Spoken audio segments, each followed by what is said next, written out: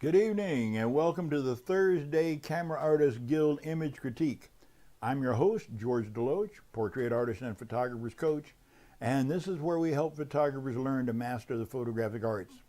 Welcome everybody that are watching on YouTube, Periscope, and Twitter, along with the Camera Artists Guild page and the Camera Artists Guild group.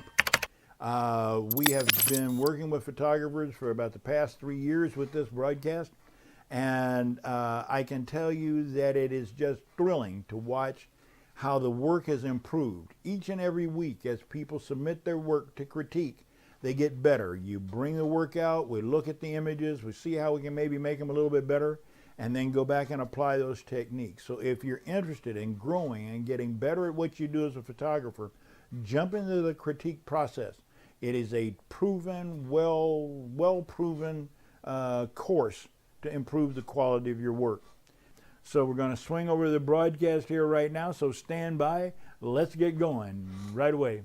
First image is up, and it is from 𝐥𝐢𝐤𝐞. Gary does really a lot of really great sports stuff. And hey, Jerome, how you doing, man? And he's adding in some portraiture there. I like this one, Gary. I think you're really on the right track. I like the soft lighting that you chose to use, soft because of the gradual transfer edge, and diffused because of the smoothness that it looks. So it works very well with females and skin tones. Very nice. The thing that I would suggest that you consider is your background.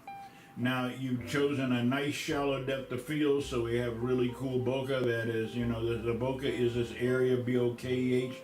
Is a bokeh that is that the area here in the back that's out of focus, and that helps to separate the subject in the midground from the background by use of the technique called selective focus. So you've done that well, but you're a bit hot on your background. You've got hot spots over here in the grass. Your greenery there is brighter than it need be, and the sky here is detracting to a certain degree.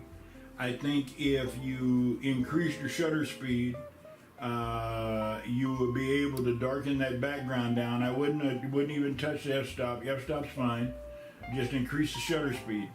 And now if you take your shutter speed beyond your sync point for your strobe, then you have to do some calculations. You either have to go to high-speed sync on strobes that will operate under high-speed sync, or you have to stack some ND filters, neutral density filters in there, and readjust your exposure. But still, it's a nice image. Hey, Ron. Got Ron Pollard over there out of Huntsville, Alabama. I just saw him pop on the broadcast. How you doing, brother?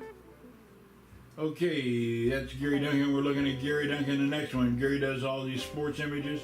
Nice action. It's a little tight for me.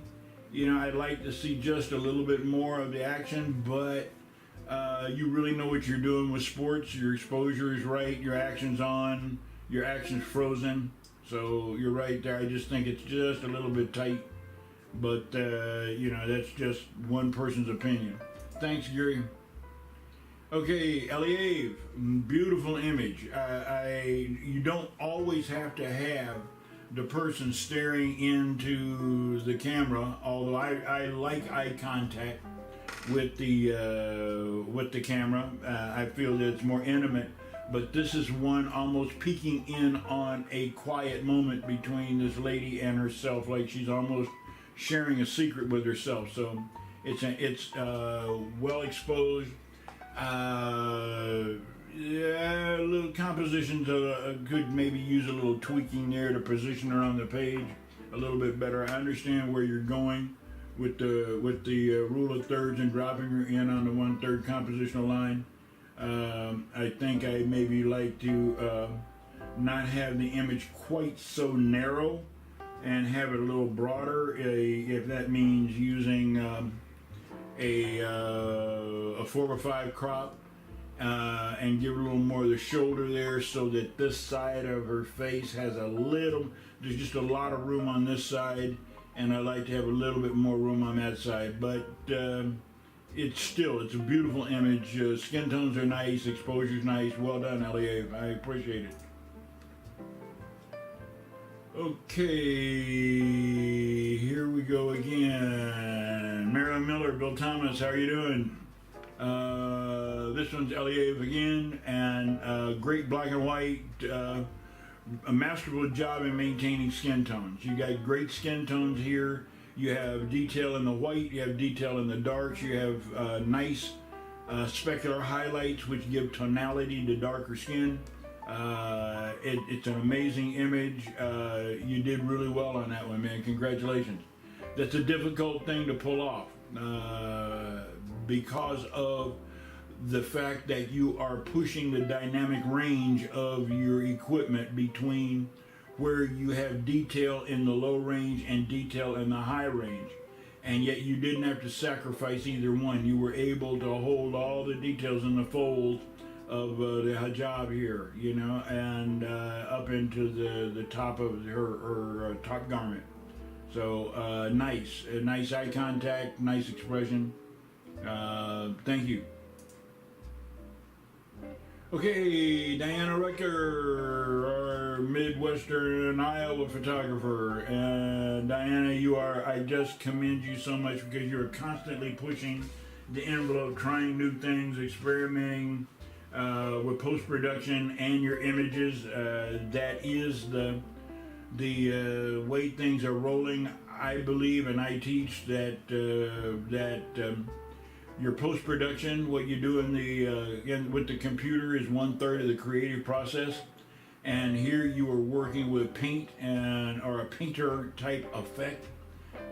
Painter is a program specifically of its own self, but Photoshop allows you to paint as well. You may want to check that out. But I like what you're trying to do, and just keep on pushing it. You are getting better at your techniques, at your compositing. You get better at paint. And for a family portrait photographer, that's the route to the money. That's where the money is where you can produce stuff that nobody else can. I can point you in the direction of a couple of photographers that really do an excellent job with it.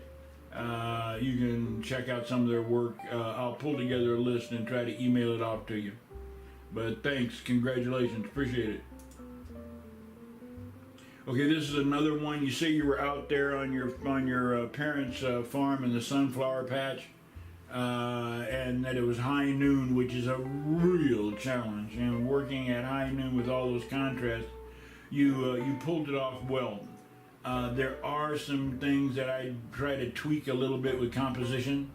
Again, it's just so narrow that it's nipping into her arm, and I just really like to see the rest of her arm. I think you probably could get a better pose with the sunflower and her hand. There, it just kind of looks like she's kind of grabbing a hold of it, and you want to maybe delicately pose it. I did one of my daughter about this age with a big mum, and I had her almost cradle it like it was a baby, and that kind of worked. But exposure-wise, you held detail in the back without blowing out the back areas. Your exposure just right on with the high noon sun. You said you were using the Sunny 16 rule, which is a 1/16 of a second, f/125 at 100 ISO or thereabouts. The f-stop or the shutter speed and the ISO are usually pretty close to matched with each other, but still nice as far as technique is concerned. Okay, great. Okay, we got Triple D, D-Dan, Dave Blackman out of Detroit City. D-Dan is, I call him Triple D because his first three names are all D's. Triple D has been around since the beginning of the group. He's a heck of a good guy. You guys up there in that area know that he's just kind of one of those salt of the earth kind of guys. Good man. This is a really interesting image. I am not quite sure how you got all of this together. If that is a hawk and you have got that hawk pretty well suspended in mid-flight, yet you ended up with automobiles there blurred.